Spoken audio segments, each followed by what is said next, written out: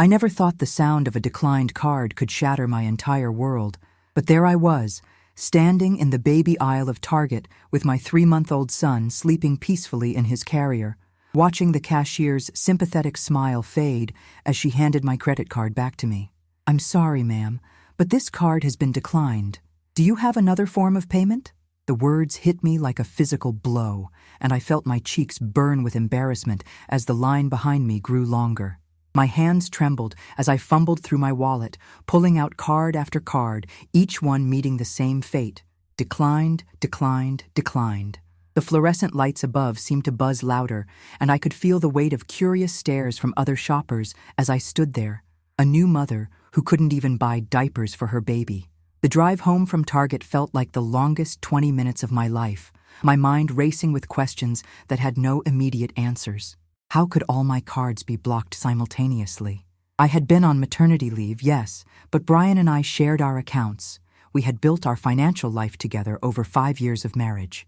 My son stirred in his car seat, making those soft little sounds that usually melted my heart, but today they only added to my growing panic. What if I couldn't provide for him?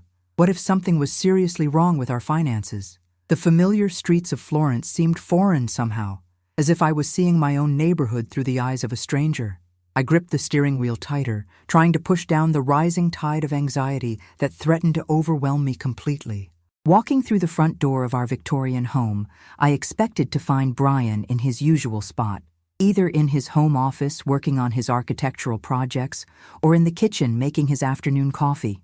Instead, I found him sitting rigidly on our cream-colored sofa, his laptop closed beside him, his hands folded in a way that reminded me uncomfortably of a job interview. His dark eyes, which used to light up whenever he saw me and our son, were cold and distant, studying me as if I were a stranger who had wandered into his house uninvited. "We need to talk," he said, his voice carrying none of the warmth I had grown accustomed to over our years together. The words hung in the air between us like a death sentence, and I felt my stomach drop as I set the baby carrier down with shaking hands. "Brian, what's going on? My cards were all declined at the store, and I couldn't even buy diapers for the baby." I tried to keep my voice steady, but I could hear the tremor creeping in despite my best efforts. He stood up slowly, his 6-foot frame seeming to tower over me in a way that felt intimidating rather than protective, and I noticed he didn't even glance at our son sleeping peacefully in his carrier. "I froze the accounts," he said simply, as if he were discussing the weather rather than destroying my ability to function as an adult and a mother. The casual cruelty in his tone made my blood run cold, and I felt the room start to spin slightly as the implications of his words began to sink in. This wasn't some banking error or identity theft. This was deliberate, calculated, and coming from the man who had promised to love and protect me. "You froze our accounts? Brian, what are you talking about? Why would you do that?"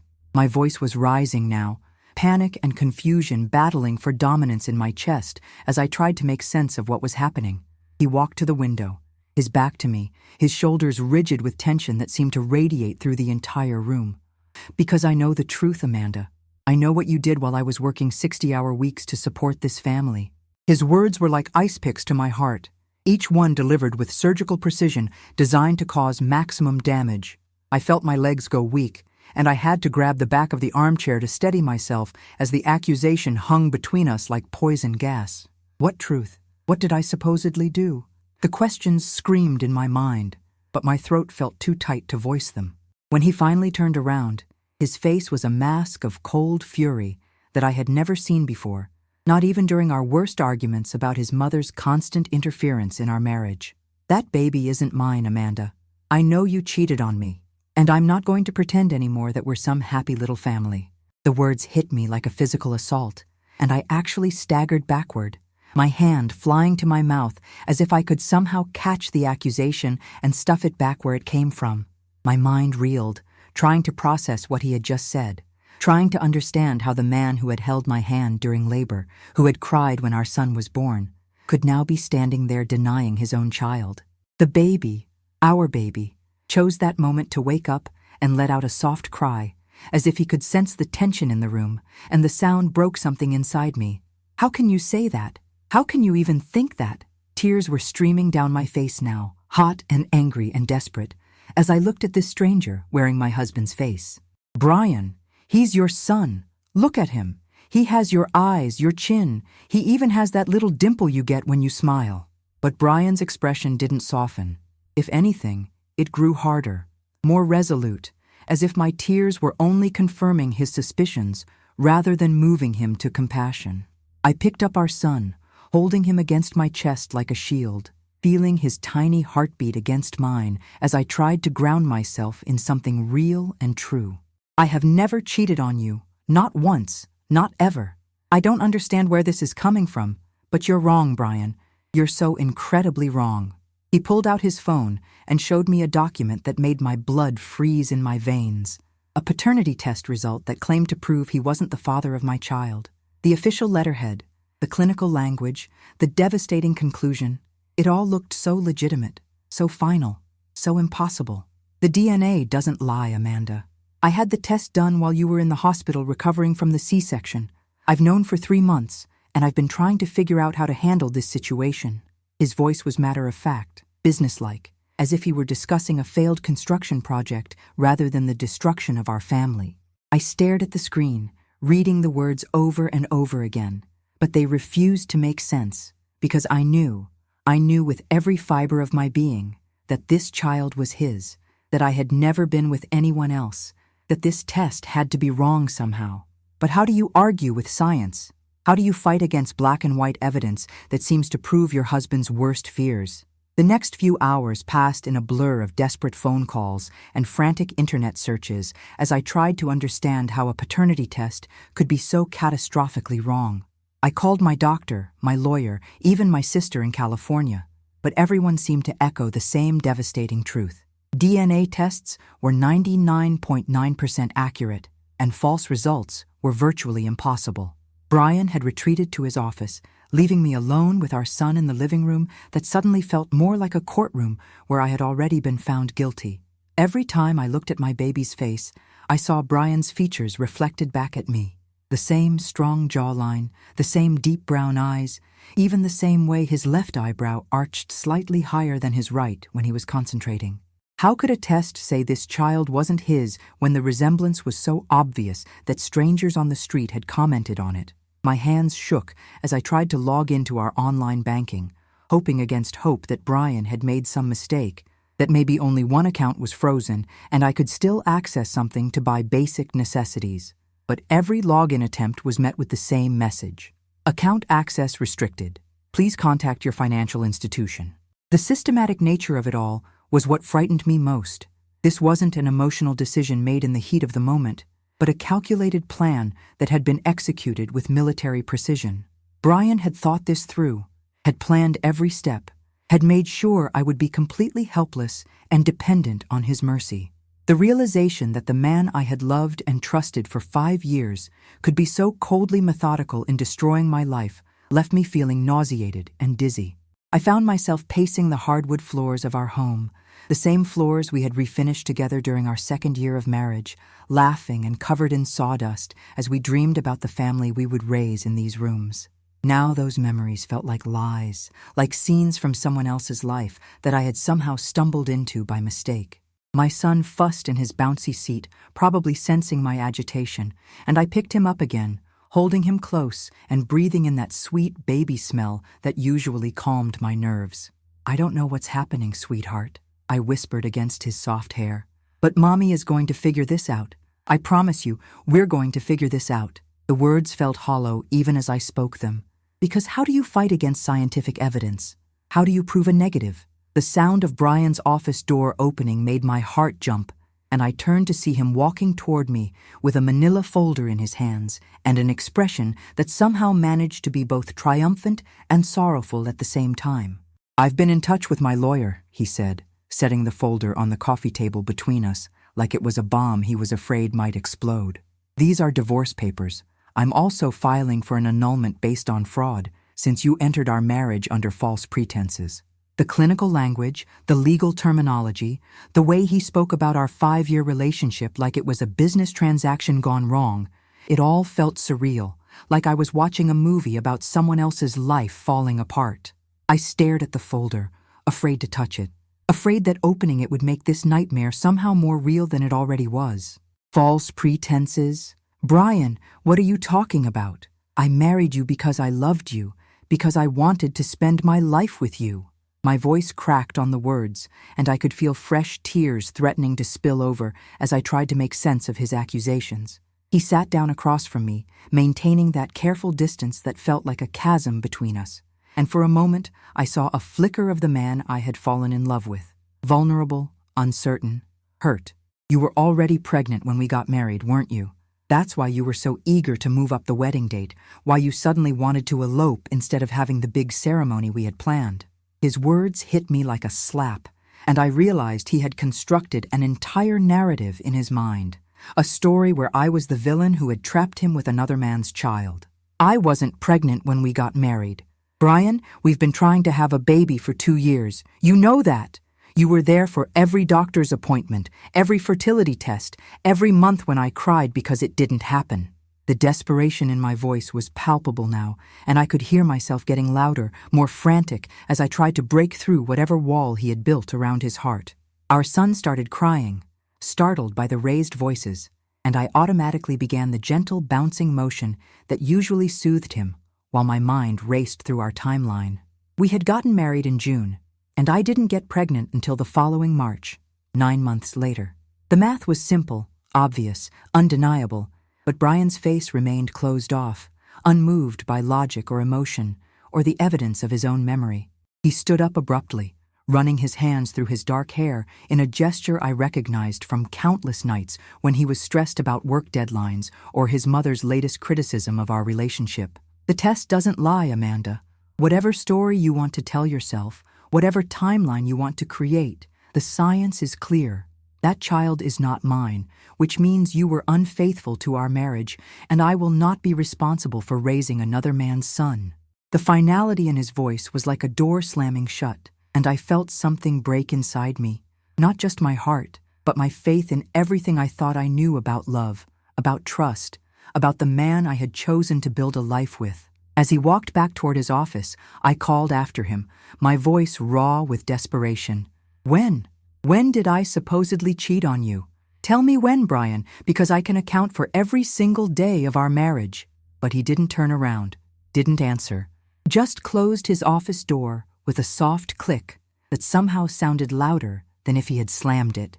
I was left alone in our living room, holding our crying baby, surrounded by the remnants of the life we had built together, the wedding photos on the mantel, the throw pillows I had picked out last Christmas, the bookshelf filled with architectural magazines and romance novels that represented our different interests but shared space. Everything looked the same, but nothing would ever be the same again. And I realized that this was what it felt like when your entire world shifted on its axis, leaving you floating in space with nothing solid to hold on to except the warm weight of your child in your arms. Sleep became an impossible luxury as I spent the night researching everything I could find about paternity tests, false results, and legal options for mothers in my situation. My laptop screen glowed in the darkness of our guest bedroom. I couldn't bear to sleep in the bed I had shared with Brian, not when he looked at me like I was a stranger, a liar, a threat to his carefully ordered world. The baby slept fitfully in the portable crib beside me, waking every few hours for feedings that I provided with formula I had found in our pantry, grateful that I had stocked up before my maternity leave ended. Every article I read, every legal forum I browsed, every expert opinion I found seemed to confirm the same devastating truth. Paternity tests were incredibly accurate, and the chances of a false negative were virtually non-existent. But I knew what I knew. And what I knew was that Brian was this baby's father, regardless of what any test claimed. By morning, I had formulated a plan that felt both desperate and logical. I would demand a second paternity test, one that I could oversee personally to ensure there were no mistakes, no contaminated samples, no laboratory errors that could explain this impossible result. I found Brian in the kitchen, methodically eating his usual breakfast of steel-cut oats and black coffee, reading the news on his tablet as if this were any other Tuesday morning in our marriage.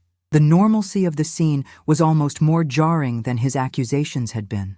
How could he sit there calmly consuming his breakfast when our entire life was imploding around us? "I want another test," I said without preamble, my voice hoarse from crying and lack of sleep. I want to be there when the samples are taken. I want to choose the laboratory, and I want to see the results myself. He looked up from his tablet with an expression of mild annoyance, as if I were a persistent salesperson who had interrupted his morning routine. Amanda, we already have the results. I'm not going to keep wasting money on tests that will tell us the same thing over and over again. The casual dismissal in his tone made my anger flare, hot and bright and cleansing after hours of despair and confusion. Wasting money? Brian, this is your son we're talking about. This is our family. How can you call it a waste of money to make absolutely certain before you destroy everything we've built together? I was standing now, my hands clenched into fists at my sides, and I could feel the familiar surge of adrenaline that came with fighting for something that mattered more than my own comfort or pride.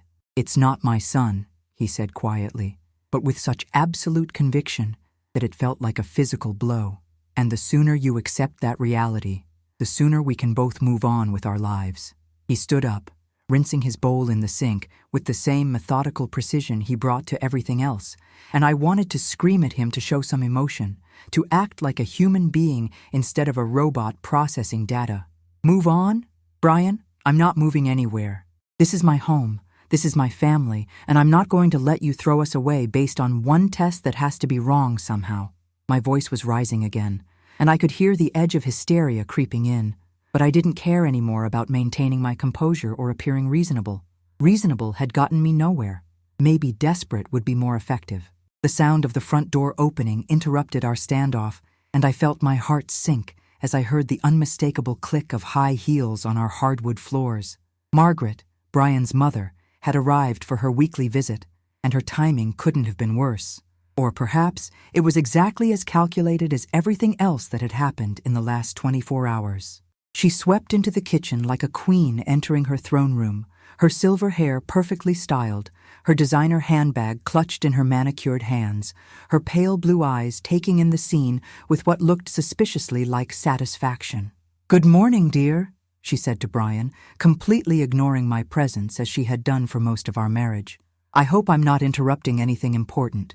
"Actually, Mom, your timing is perfect," Brian said, and I caught the meaningful look that passed between them. A look that made my blood run cold because it suggested a level of coordination that I hadn't considered before. Amanda and I were just discussing the situation with the baby. The way he said, "the baby," instead of "our baby," or even the child's name, felt like another small cruelty, another way of distancing himself from the life we had created together. Margaret's eyes lit up with what could only be described as triumph, and she turned to me with a smile that was all teeth and no warmth.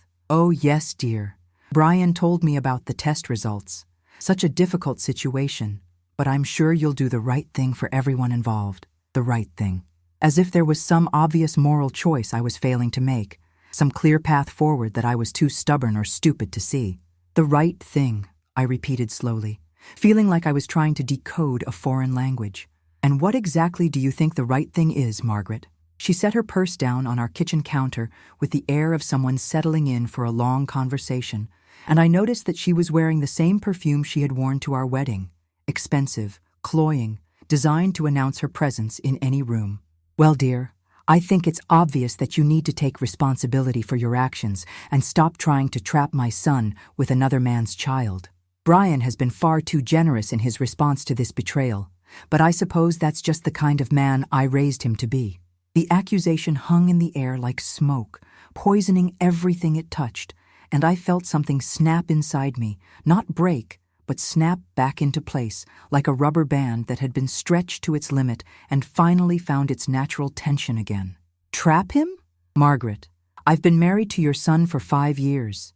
We've been trying to have a baby for 2 of those years.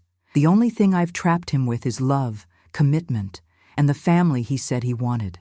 My voice was steady now, cold and clear and dangerous, and I saw something flicker in her eyes. Surprise, maybe, or respect for an opponent who was finally willing to fight back. But Brian stepped between us, his face flushed with embarrassment or anger, and I realized that this confrontation was exactly what Margaret had been hoping for when she walked through our door.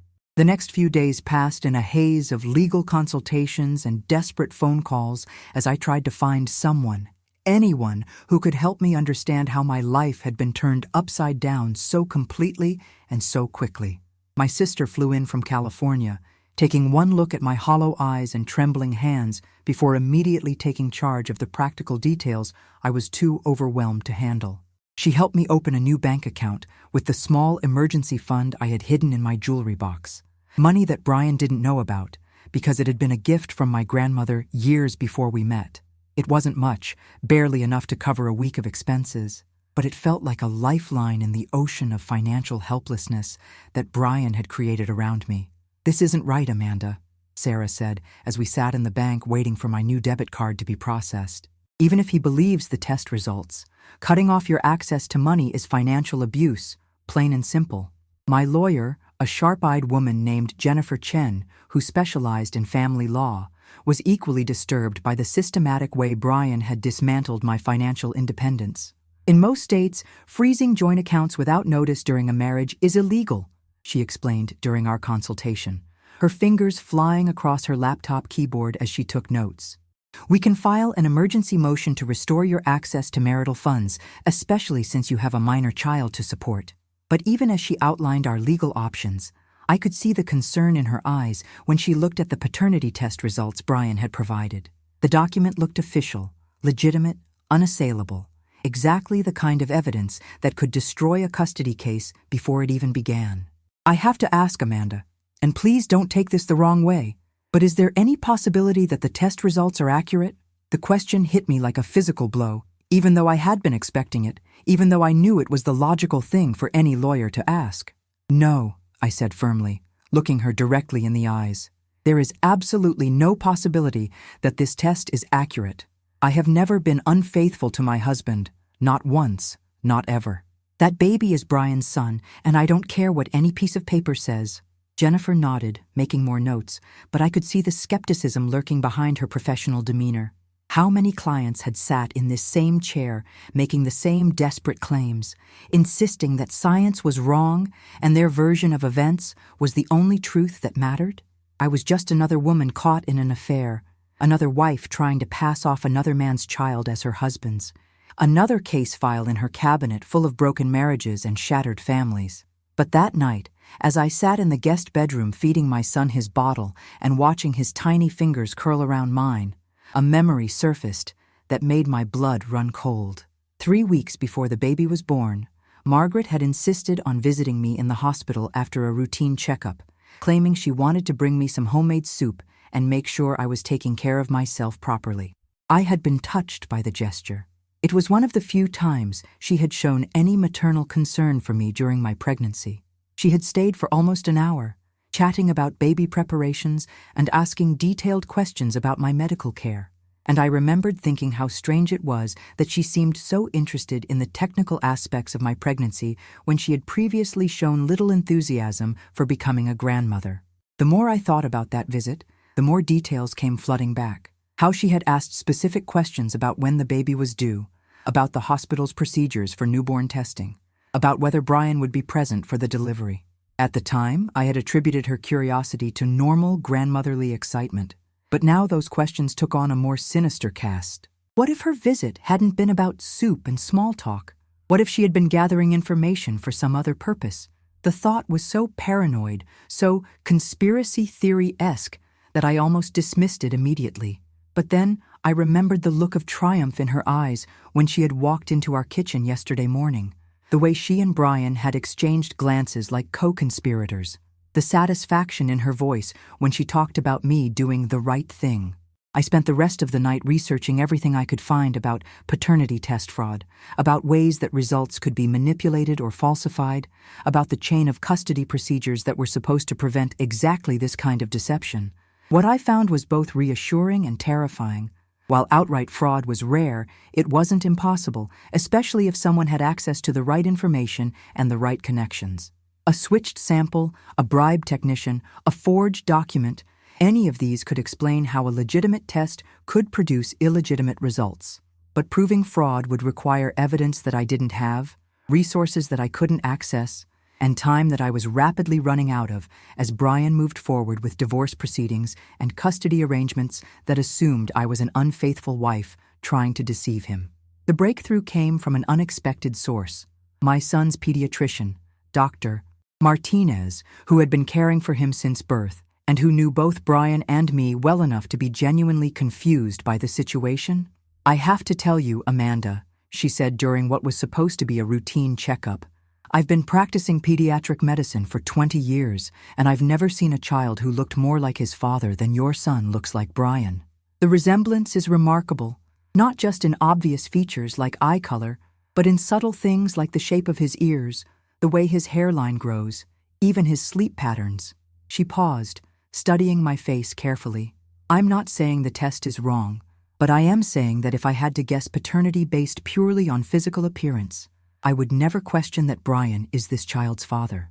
Her words gave me the first real hope I had felt since this nightmare began, and I found myself crying in her office, not the desperate, panicked tears of the last few days, but tears of relief that someone else could see what I saw, that I wasn't going crazy or delusional or blinded by wishful thinking. "Dr. Martinez," I said, wiping my eyes with the tissues she handed me, "if someone wanted to fake a paternity test, how would they do it, hypothetically speaking?" She was quiet for a long moment, clearly weighing her professional obligations against her personal concern for my situation.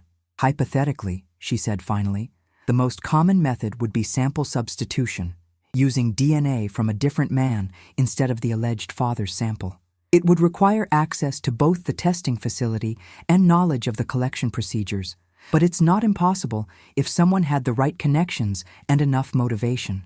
Armed with Dr. Martinez's insights and a growing suspicion about Margaret's involvement, I hired a private investigator to look into the paternity test that had destroyed my marriage. What we discovered was even more shocking than I had imagined. The laboratory that had processed Brian's test had a history of irregularities, and one of their technicians was Margaret's former neighbor who owed her a significant favor after she had helped cover up his gambling debts years earlier. The investigator found financial records showing a large cash payment from Margaret to this technician just days before my son's birth, and when we confronted him with the evidence, he broke down and confessed everything. Margaret had provided him with a DNA sample from a random man she had met at a coffee shop, instructing him to substitute it for Brian's sample and ensure the test would show no paternal match. When I presented this evidence to Brian, watching his face crumble as he realized what his mother had done to our family, I felt a mixture of vindication and heartbreak that I will never forget. The real paternity test, conducted at a different laboratory with samples I personally witnessed being collected, confirmed what I had known all along. Our son was his, had always been his, and Margaret's manipulation had nearly destroyed 3 innocent lives to satisfy her own twisted need for control. Brian fell to his knees in our living room, holding our baby and sobbing apologies that could never undo the damage his distrust had caused, while I stood there realizing that some betrayals cut so deep that even the truth couldn't fully heal them. We're in counseling now, trying to rebuild what Margaret's lies had torn apart, but I've learned that love without trust is just another word for heartbreak. Our son will grow up knowing he was wanted and loved, but he'll also grow up in a family that bears the scars of a grandmother's cruelty and a father's willingness to believe the worst about the woman he had promised to cherish forever.